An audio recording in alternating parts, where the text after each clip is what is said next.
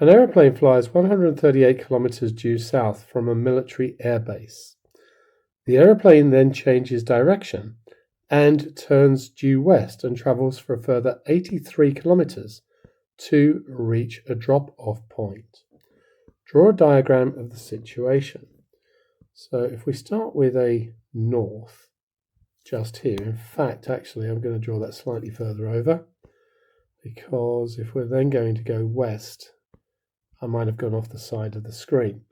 But it starts by going south, so it's going to go down here. I don't really want an arrow on that. It's going to start by going down there.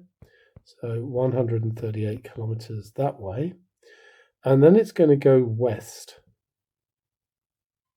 this way, and that is going to be 83 kilometers. And so this is the military airbase, and here's the drop-off point, and that would be the direct line. Because of south and west, that one is a right angle.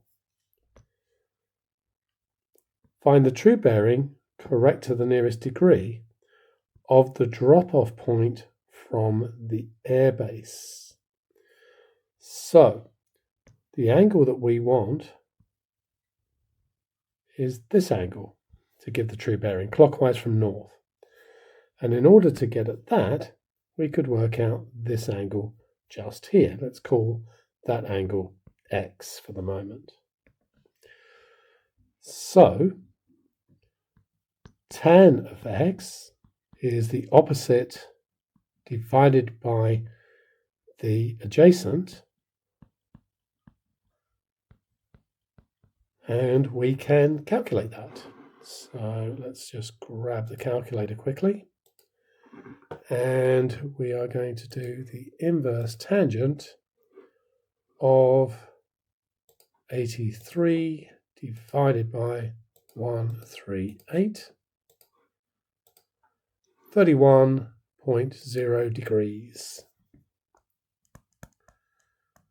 So the bearing is going to be 180, which is going from north to south, plus the 31, giving us 211 degrees.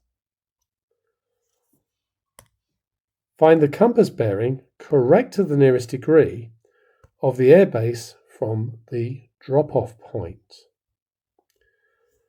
Well, from the first part of the question, if we know that this angle up here is 31 degrees, that means that this one down here is 59 degrees. And we're wanting the bearing going this way. So this would be north. And if that's 59, this one is 31. And so from north, we're going 31 degrees towards the east. So it's going to be north, 31 degrees east.